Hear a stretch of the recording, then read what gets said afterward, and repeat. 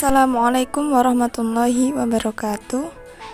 Saya Himmatul Azizah dengan NIM 12304183023.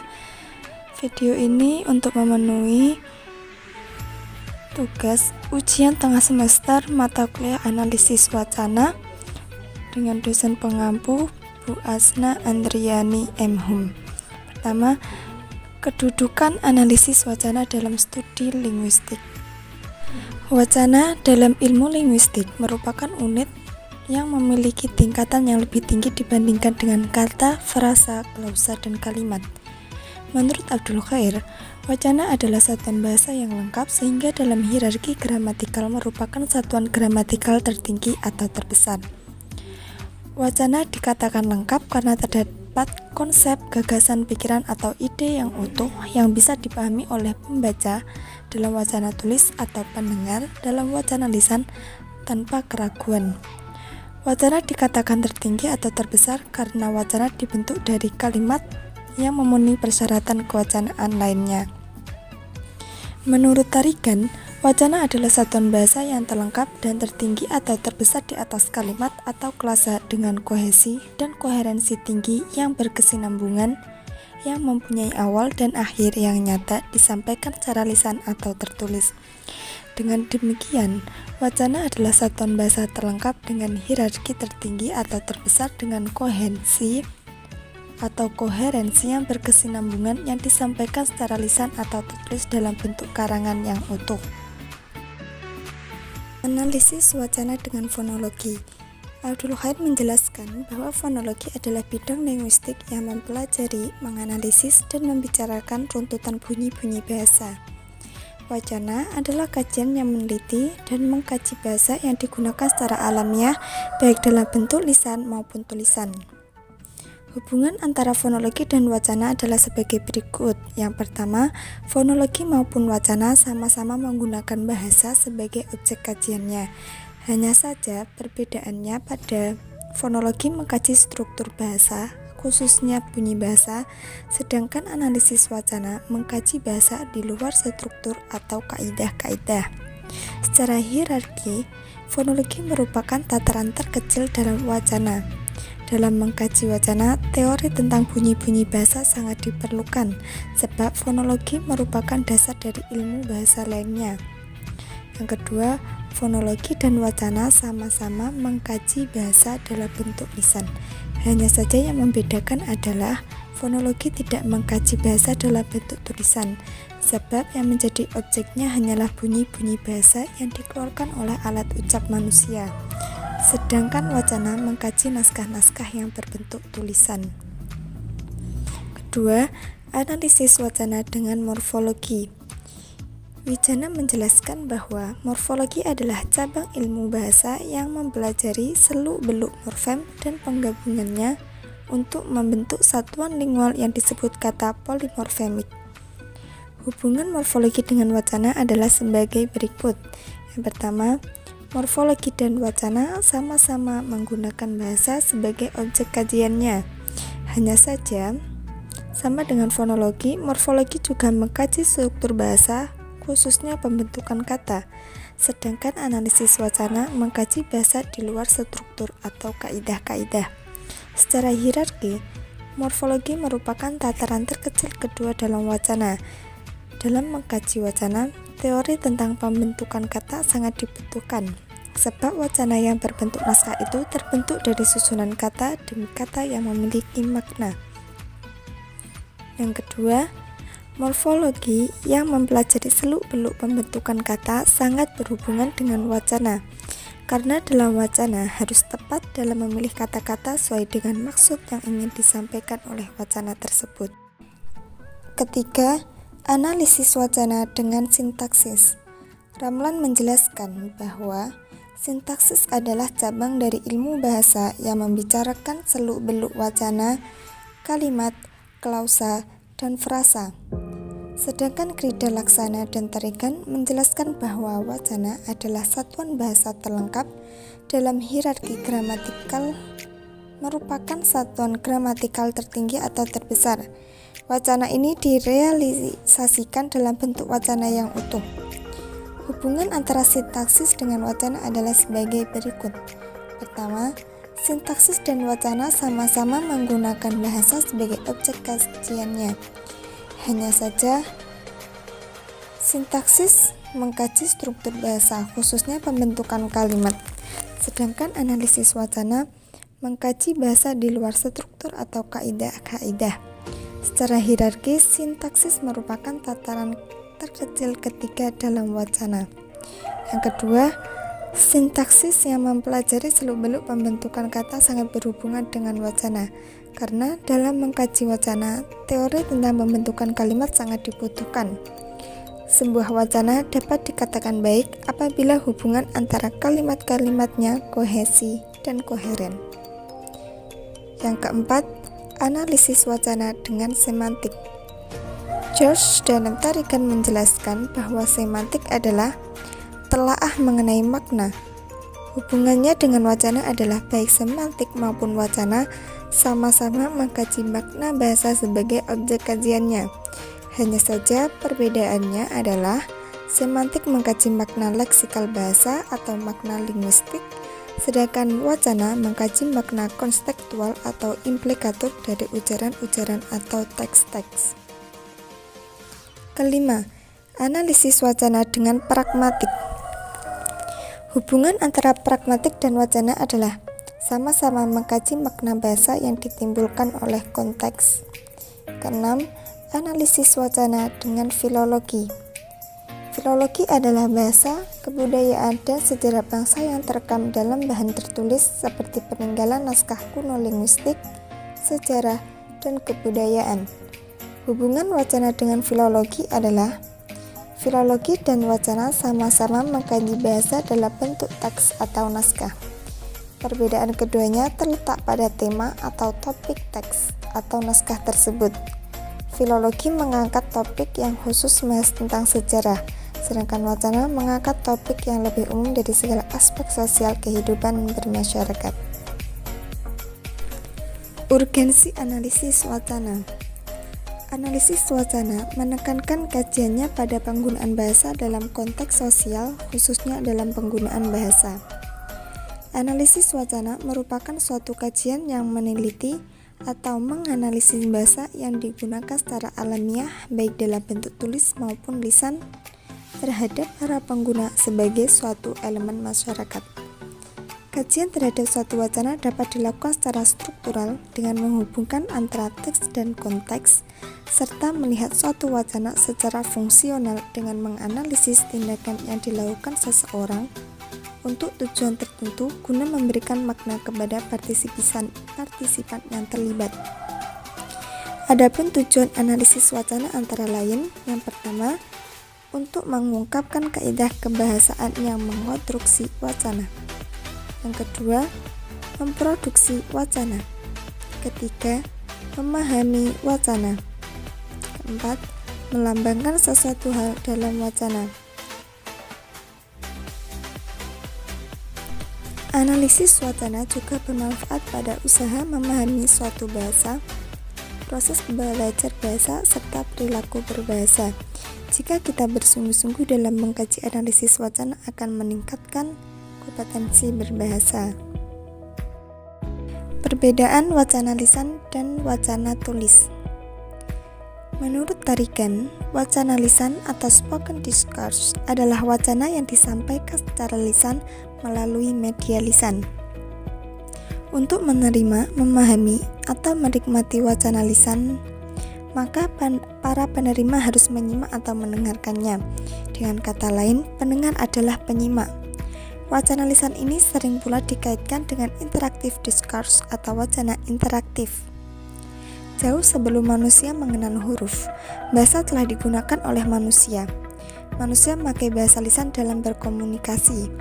Bahasa lisan menjadi bahasa yang utama dalam hidup manusia, karena lebih dahulu dikenal dan digunakan oleh manusia daripada bahasa tulis. Bahasa lisan digunakan dalam kehidupan sehari-hari untuk berinteraksi dengan orang lain. Karena sering digunakan, maka bahasa lisan memiliki ciri-ciri yang berlainan dengan bahasa tulis. Salah satunya yang menonjol adalah sering terjadi penghilangan bagian-bagian tertentu, yang dapat menghilangkan pengertian wacana jika salah satu partisipannya, pembicara dan pendengarnya belum terbiasa. Sedangkan wacana tulis adalah jenis wacana yang disampaikan melalui tulisan. Wacana tulis dapat berwujud sebuah teks, sebuah alinea, dan sebuah wacana.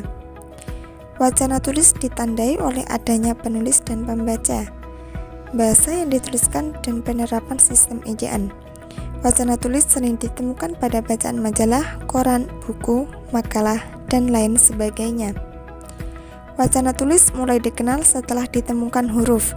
Huruf dibuat untuk menggantikan peran bunyi bahasa, sehingga biasanya orang mengatakan bahwa huruf adalah lambang bunyi.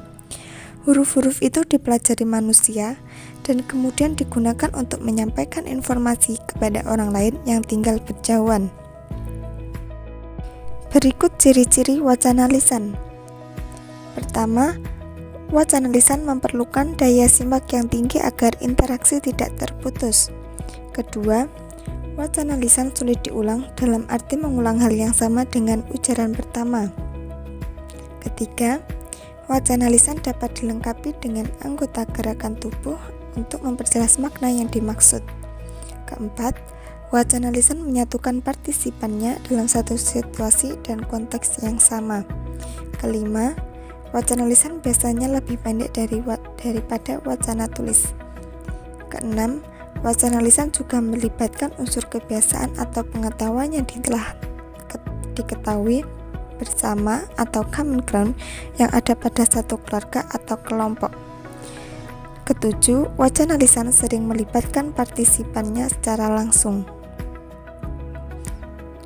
Sedangkan ciri-ciri wacana tulis sebagai berikut.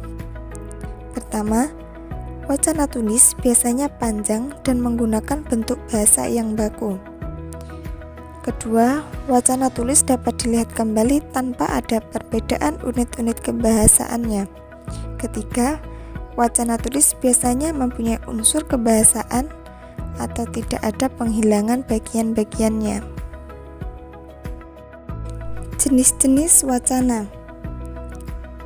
A. Wacana naratif. Wacana naratif adalah salah satu jenis wacana yang berusaha menceritakan atau mengisahkan suatu kejadian yang terjadi dalam suatu ungkapan peristiwa dari waktu ke waktu secara kronologi. Seperti contoh, Ahmad terlambat ke sekolah hari ini karena bangun kesiangan. Ia tiba di sekolah pukul 8 waktu Indonesia Barat, sehingga ia ditegur oleh guru piket. Dan ketika masuk ke kelas, ia dilarang masuk karena waktu untuk keterlambatan telah habis. B. Wacana deskriptif. Wacana deskriptif merupakan satuan jenis wacana yang menggambarkan suatu objek berdasarkan hasil pengamatan, perasaan, dan pengalaman penulisnya untuk mencapai kesan yang sempurna bagi pembaca. Penulis merinci objek dengan kesan, fakta, citraan. Dilihat dari sifatnya, deskriptif dibedakan menjadi dua, yaitu 1. Deskriptif imajinatif. Deskriptif imajinatif menggambarkan objek benda sesuai imajinasi si penulis. Hal ini didasarkan pada kuat lemahnya kesan yang didapat dari objek. Contoh, deskripsi mengenai kota Surabaya yang dingin, sejuk, dan segar. 2. Deskriptif faktual. Deskripsi faktual menggambarkan objek berdasarkan urutan logika atau fakta-fakta yang dilihat. Seperti contoh, bila ingin mendeskripsikan manusia, maka logika urutannya dari atas kepala sampai bawah kaki. C. Wacana prosedural. Wacana prosedural menceritakan cara mengerjakan atau cara menghasilkan sesuatu. Umumnya, wacana prosedural berisi syarat atau aturan yang harus dipenuhi agar sesuatu berhasil dengan baik. Wacana prosedural berbicara tentang prosedur atau cara mengamati, membuat, menyimpan, menjaga, atau cara menemukan sesuatu. Contoh, Cara membuat nasi goreng. Bahan nasi goreng: beras 500 gram, telur, suiran ayam, minyak goreng. Bumbu: bawang merah dan bawang putih 5 biji, garam, kecap, saus penyedap makanan. Cara membuat: kukus beras sampai matang menjadi nasi. Siapkan garam, bawang merah dan bawang putih tumbuk sampai halus. Masukkan minyak goreng ke penggoreng, masukkan bumbu, kemudian masukkan telur, aduk-aduk sampai matang. Lalu masukkan nasi, aduk lagi sampai merata dan tambahkan kecap, saus penyedap makanan, kemudian aduk kembali sampai merata. Cara menyajikan: siapkan nasi goreng, tambahkan suiran ayam, serta tambahkan kerupuk.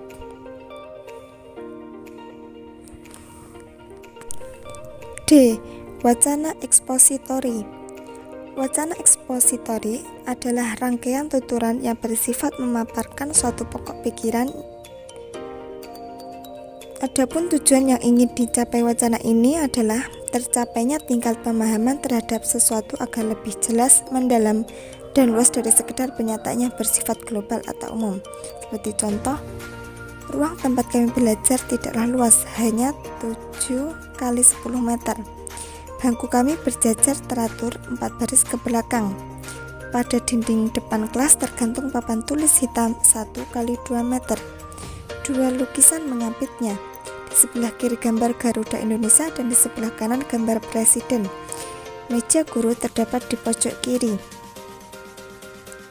E. Wacana hartatori atau yang dikenal dengan wacana persuasif.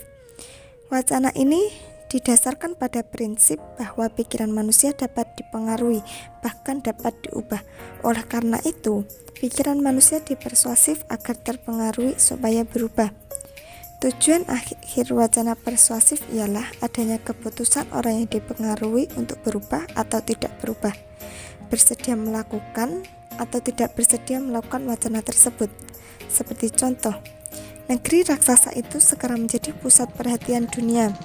Hampir semua produk dari perkakas rumah tangga sampai alat komunikasi semua buatan Cina. Hebatnya, produk itu lebih murah daripada produk dalam negeri, sehingga ada anggapan bahwa produk tersebut murahan, kualitas buruk, mudah rusak. Padahal anggapan tersebut bisa saja salah, bisa jadi biaya produksinya murah, namun produksinya bisa bersaing. Produknya bagus, bermutu, menarik meskipun harganya murah. F. Wacana humor. Wacana humor merupakan suatu wacana yang bersifat menghibur, bahkan mengkritik. Humor adalah salah satu bentuk budaya yang bersifat universal. Perbedaan humor antara satu orang dengan orang lain biasanya terletak pada frekuensi dan tujuannya. Ada orang yang memiliki selera humor tinggi dan ada juga yang memiliki selera humor rendah. Selera humor dikategorikan menjadi 3, yaitu pertama, wacana humor lisan, contoh stand up komedi. 2. Wacana humor tulisan seperti SMS, chat, dan tweet humor. Ketiga, wacana humor kartun seperti komik dan karikatur. G. Wacana argumentasi. Wacana argumentasi bertujuan mempengaruhi sikap ataupun pendapat pendengar atau pembaca wacana tersebut. Wacana ini berisikan fakta yang disusun sedemikian rupa sehingga diketahui apakah fakta itu benar atau tidak. Wacana argumentasi menggunakan logika sebagai alat bantu utama dalam menyelidiki masalah yang dikemukakan. Seperti contoh, undang-undang menetapkan bahwa guru harus profesional. Karena itu, guru harus mengikuti program sertifikasi, wajib penuh kualifikasi, dan harus memiliki sertifikat. Sertifikat harus selesai dalam waktu 10 tahun sejak undang-undang disahkan. Jika tidak, guru harus berhenti mengajar, kata Mendiknas. Jenis-jenis teks. A. Teks fatigue. Teks fatigue bersumber pada saluran atau kontak untuk memperlancar sebuah komunikasi sebagai sesuatu perkenalan atau basa-basi sebelum memulai sebuah percakapan. Seperti contoh, selamat pagi Bu. B. Teks ekspresif. Teks ekspresif adalah teks yang bersumber pada gagasan penutur atau penulis sebagai sarana ekspresi. Teks ini digunakan oleh penutur atau penulis sebagai sarana untuk mengungkapkan atau mengekspresikan suatu gagasan. Seperti contoh, sebenarnya aku ngerasa berat hati dengan keputusan musyawarah itu, tetapi itu sudah menjadi sebuah keputusan dan akan kulakukan sebisanya agar rencana itu berjalan dengan baik. C. Teks konatif. Teks konatif adalah teks yang diarahkan pada tindakan atau reaksi dari mitra tutur atas pembaca dengan menggunakan bahasa yang digunakan untuk memotivasi orang lain agar bersikap dan berbuat sesuatu. Seperti contoh, seorang guru menasihati murid-muridnya agar selalu menjaga kebersihan kelas. Agar nasihatnya didengar, dipahami, dan dipatuhi oleh murid-muridnya dengan perbuatan rajin membersihkan kelas, maka guru tersebut harus mengutarakan nasihatnya dengan bahasa yang baik. Urutannya mudah diikuti, kalimatnya sederhana, mudah dipahami, dan disertai alasan yang logis. D. Teks metalinguistik. Teks metalinguistik adalah teks yang terwujud dalam ungkapan atau bahasa yang berpusat pada makna atau bahasa istilah. Seperti contoh, terdapat dalam bentuk definisi atau rumus, misalnya H2O dalam rumus kimia untuk air, merdeka berarti bebas, Surabaya adalah ibu kota Jawa Timur. E. Teks puitik. Teks puitik adalah teks yang bersumber pada pesan yang disampaikan, digunakan untuk menyampaikan suatu amanat atau pesan tertentu pada seseorang. Seperti contoh, sambutan kepala sekolah akan memasuki masa pensiun yang berisi tentang amanat dan pesan untuk guru dan murid yang akan ditinggalkan. Terima kasih. Wassalamualaikum warahmatullahi wabarakatuh.